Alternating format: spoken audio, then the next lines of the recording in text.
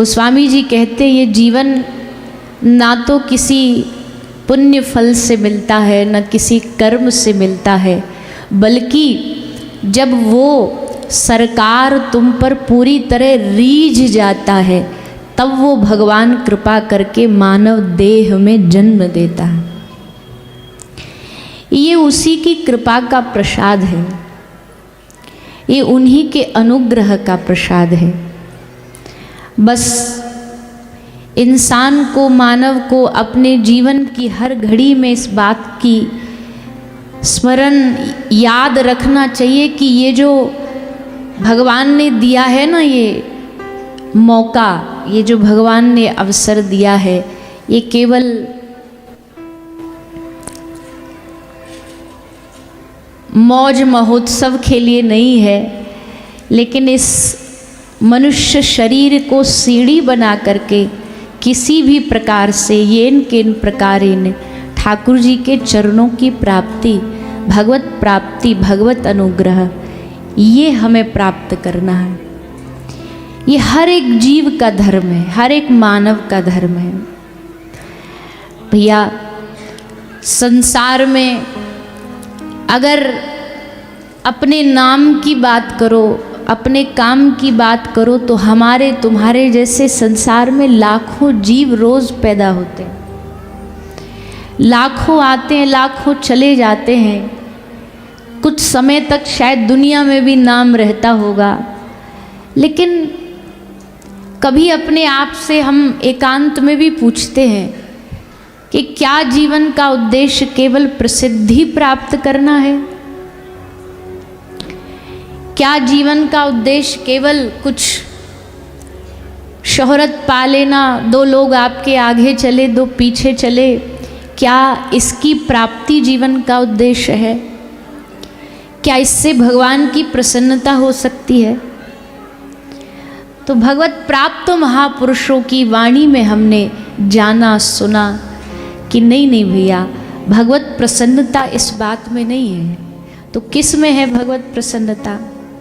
हमें लगता है कि आज हम यहाँ बैठ कर के, इतना सब समूह बैठ कर के अगर नाम संकीर्तन करेगा, एक साथ भगवान का नाम उच्चारण करेगा, भगवान के नाम का आश्रय लेगा, इस बात को देख कर के हमारे ठाकुर जी, हमारी श्री जी प्रसन्न ही नहीं, हम तो कहते नृत्य करने लग जाएंगे, नाचने लग जाएंगे कि चलो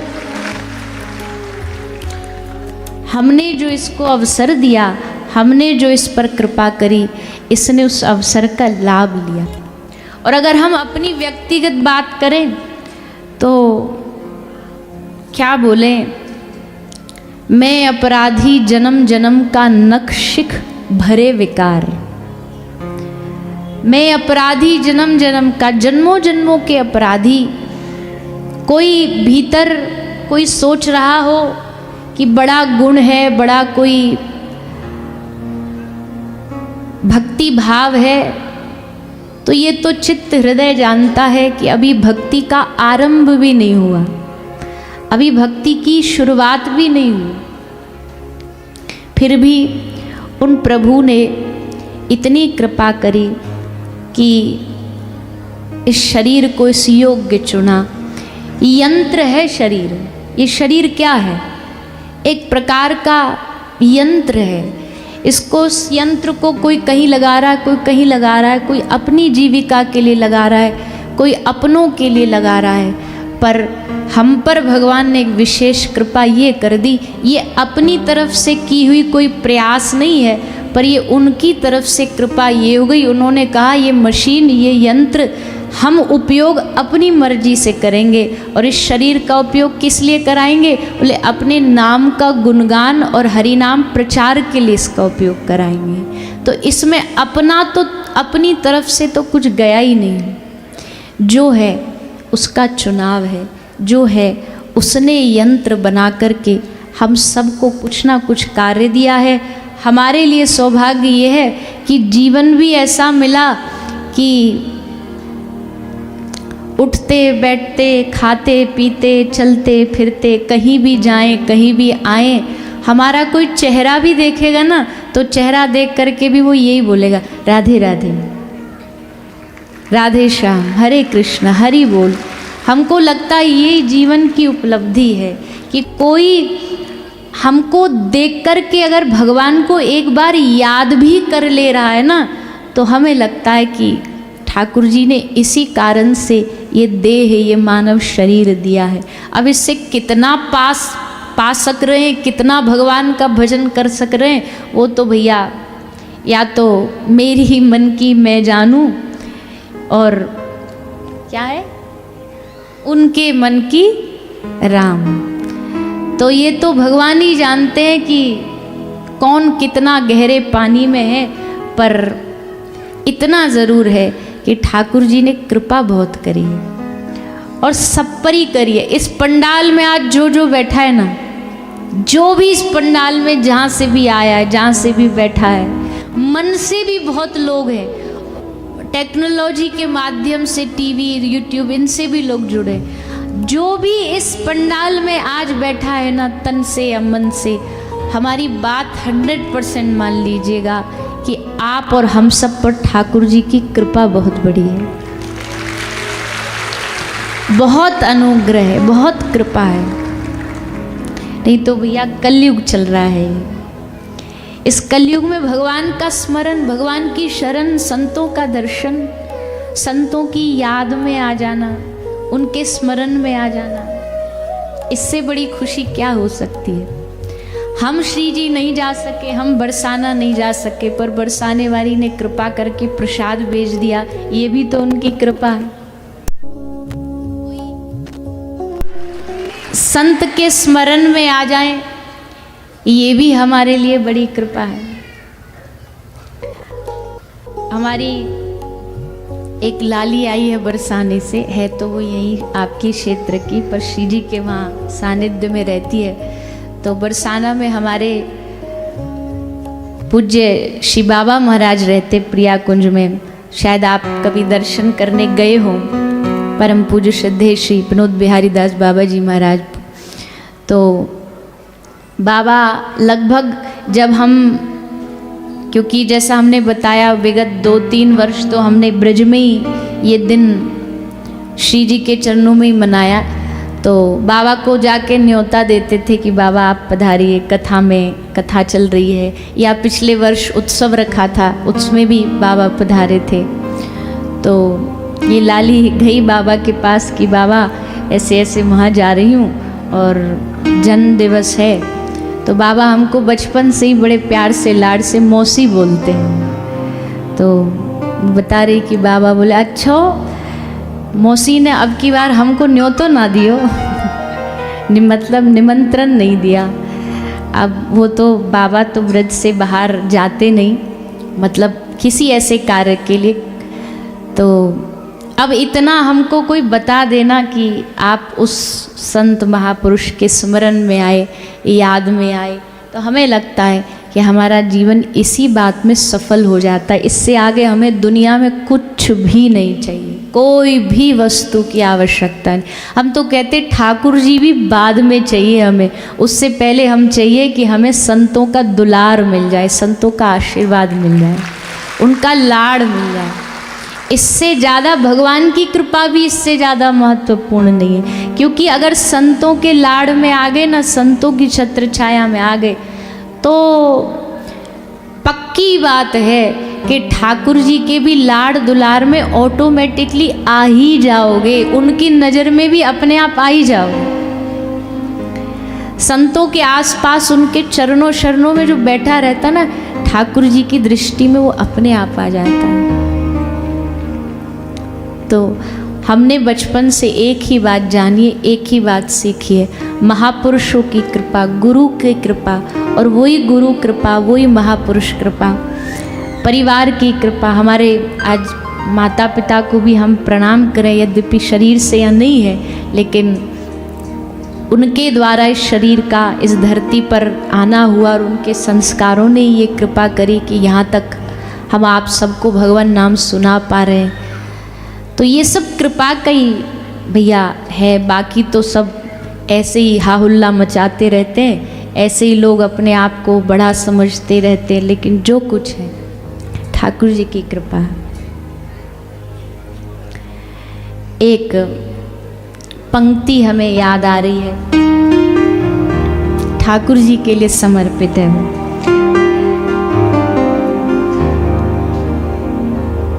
ठाकुर जी हमारे राधे गोविंद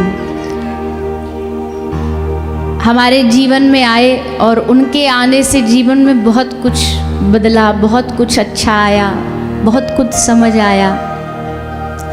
और जो ख्याल जो भाव ठाकुर जी रख सकते ना आपका, वो दुनिया में कोई नहीं रख सकता, कोई भी नहीं रख सकता।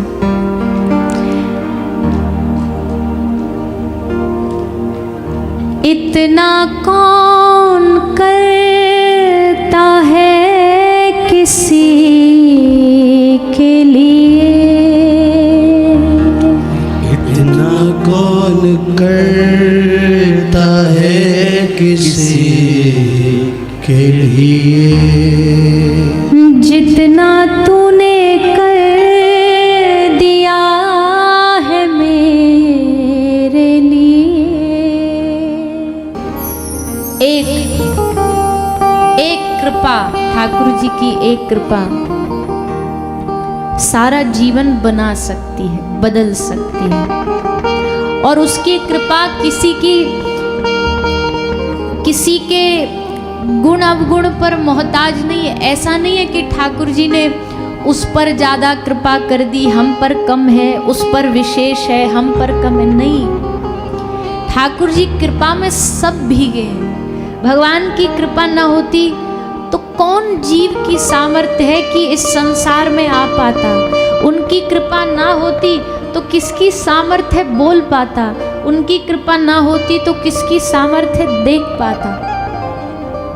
कोई सामर्थ्य नहीं। पर जब वो रीझता है ना, जब किशोरी जी कृपा करती है ना, वो कृपा करती नहीं, कृपा बरसाती है। इसलिए बरसाने वाली है, कृपा बरसाने वाली है। वो कृपा का सागर है, वो कृपा का समुद्र है, वो दया का सागर है, दया का समुद्र है। ऐसे दया निधान, ऐसे कृपा सिंधु भगवान हमारे जीवन का मूल, हमारे जीवन का आधार। संसार में चाहे भैया कितना भी साल गुजार लो, कितने भी लोगों को अपना बना लो, आप अंत में जाकर के आपको दुनिया की सच्चाई दिख ही जाएगी।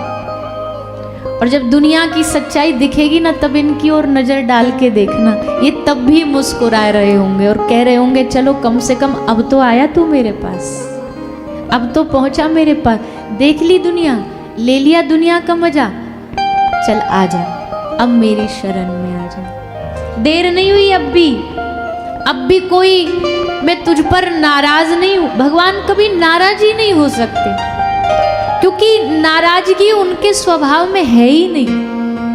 भैया देखो, जिसका जो स्वभाव होता है ना, वो वैसे ही उसके अनुकूल काम करता है। अब सांप का स्वभाव है डसना, आप उसको प्रवचन सुनाओगे कि भैया नहीं, हिंसक नहीं बनना चाहिए, डसना नहीं चाहिए, तो क्या छोड़ देगा अपना स्वभाव? बिच्छू का स्वभाव है काटना, क्या वो काटना छोड़ देगा? तो ठाकुर जी का स्वभाव क्या है? कृपा बरसाना। वो कभी भी कृपा बरसाना नहीं छोड़ते, चाहे तुम कैसे भी हो, चाहे जीवात्मा कितना भी पाप से भरा हो, ठाकुर जी कृपा नहीं खत्म करते, श्री जी कृपा बरसाना बंद नहीं करते। इसलिए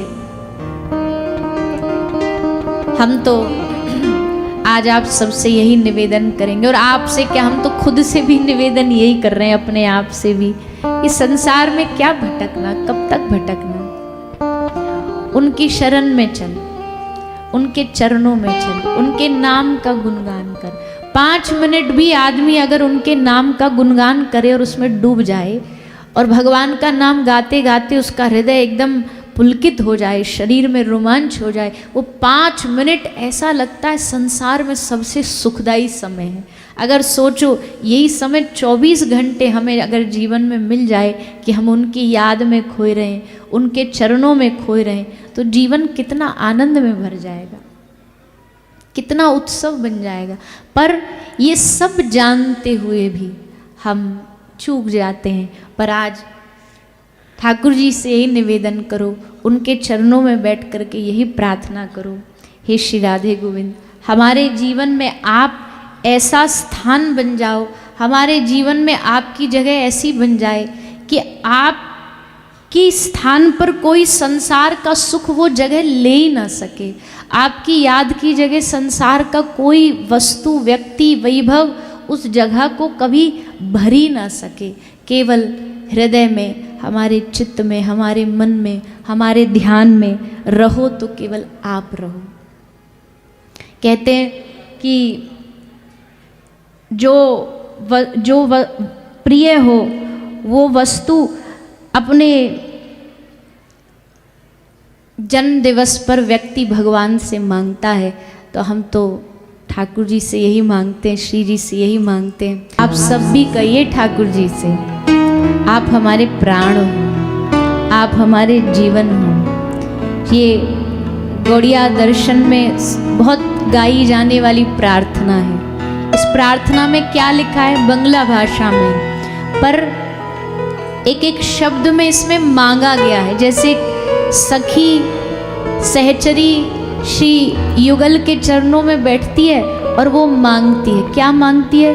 कि हमें कुछ संसार में अगर चाहिए तो हे श्यामाजू, हे प्यारे जू, इतना दे दीजिए। यमुना का तट हो, यमुना बह रही हो, उस यमुना के तट पर हम बैठे हो, किनारा हो, सामने आप युगल विराजे हो, सिंहासन लगा हो, व सिंहासन पर आप दोनों विराजे हो।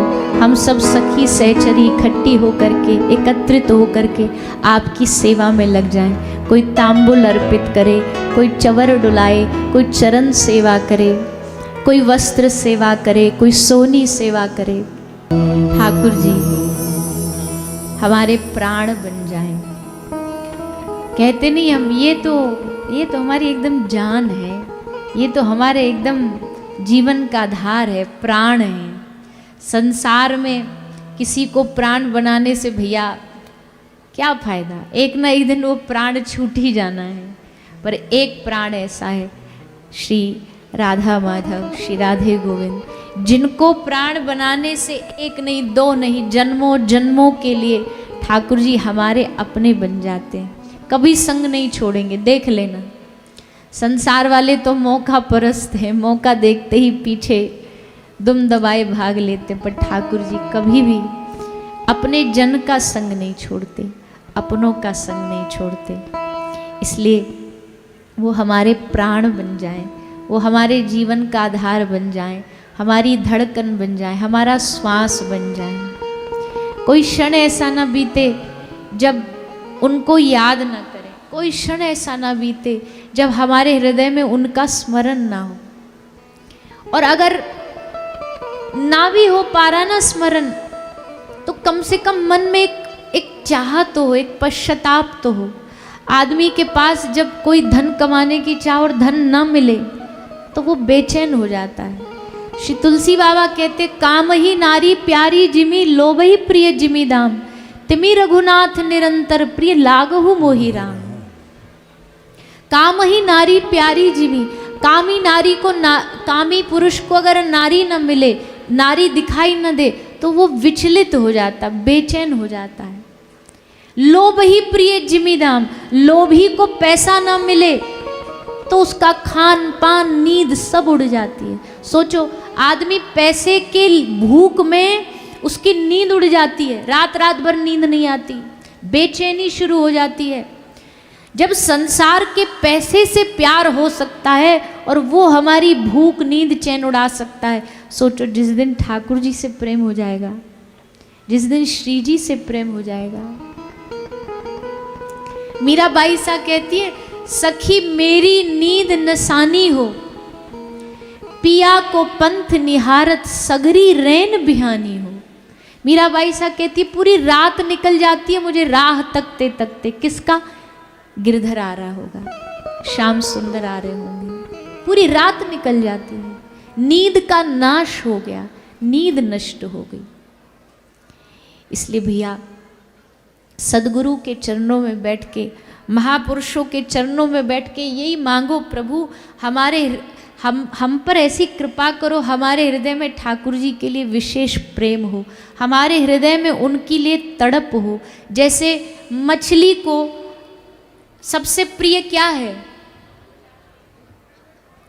बोलिए ना।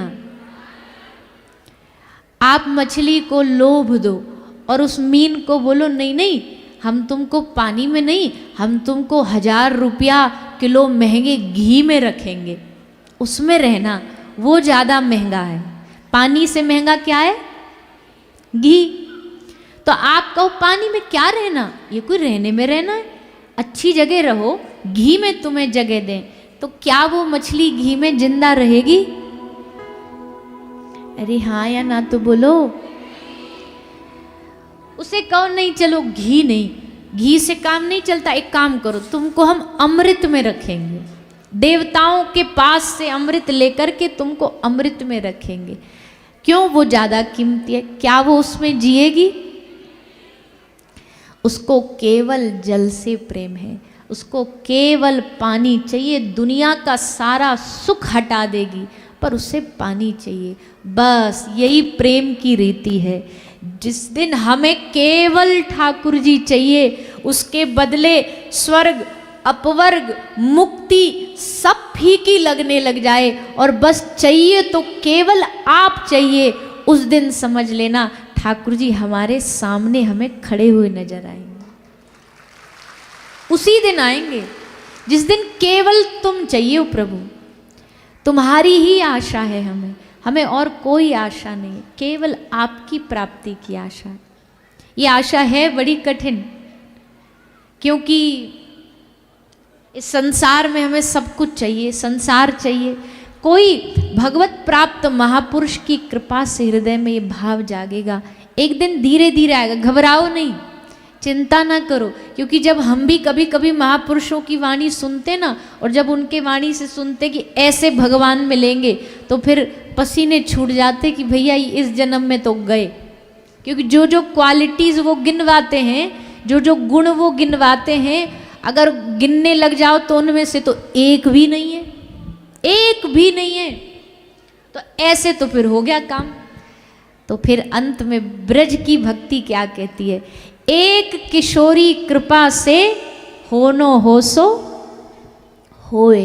एक किशोरी जी की कृपा के बल से, ठाकुर जी की कृपा के बल से कभी कभी ना अपना बल छोड़ देना चाहिए और दोनों हाथ उठा के कह देना चाहिए प्रभु अब तू संभाल। हम जब कथा में नाम संकीर्तन करते हैं तो सब लोग दोनों हाथ उठा के बोलते हैं जय जय श्री राधे। तो ये जय जय श्री राधे हाथ उठाने का मतलब क्या है? वैसे इसमें दो भाव है। अब आप जब हमने अभी भी बोला ना जय जय श्री राधे, तो कुछ लोग थे जिनके हाथ ऐसे थे, कुछ लोग हैं जिनके हाथ ऐसे होते हैं। तो इसमें दोनों ही भाव ठीक है। ऐसे वाला भाव तो ये है कि जैसे बच्चा गोदी में जाना चाहता है तो वैसे हमें गोदी में ले लो। और जो ऐसे करते हैं उनके लिए भाव ये है, जब पुलिस आती है ना किसी क्रिमिनल को पकड़ने, तो क्या करता वो? बोले नहीं नहीं मारो नहीं, नहीं नहीं नहीं, नहीं मारो नहीं, लो हम उठा देते दोनों हाथ, लो सरेंडर कर दिया हमने, अब हमें ऐसे ही ले चलो। तो जो सरेंडर कर देता उसकी सज़ा कम भी हो जाती है। तो भैया सरेंडर कर दोगे तो ही फायदे में रहोगे, तो ही लाभ में रहोगे। बिना सरेंडर करे ये मिलेगा नहीं। समर्पित होना पड़ेगा, समर्पण करना पड़ेगा। हाथ उठा के बोल दो प्रभु जी, हे ठाकुर जी अब हमारे बस की बात नहीं है, इतने जन्म बीत गए, इतने साल बीत गए, इतने सालों में जो न कर पाए अब क्या कर पाएंगे, अब क्या आगे कर पाए। अब तो बस एक ही है कि एक भरोसो एक बल, एक आश विश्वास, विश्वास के साथ उनके चरणों में समर्पित हो जाओ हाथ उठा करके। समर्पण से बड़ी कोई भक्ति नहीं हो सकती। समर्पण सबसे उत्तम भक्ति, पर हमें होती नहीं है अभी। कह तो रहे हैं हाँ हाथ उठा के समर्पित हो गए, लेकिन जैसे ही कोई पीड़ा संकट दुविधा आएगी तो अपना बल लगाना चालू कर देंगे, अपना बल लगाना चालू कर देते हैं। लेकिन जब अपना बल खत्म हो जाए, उनका बल बाकी रहे, तब फिर मौज है, तब फिर आनंद है।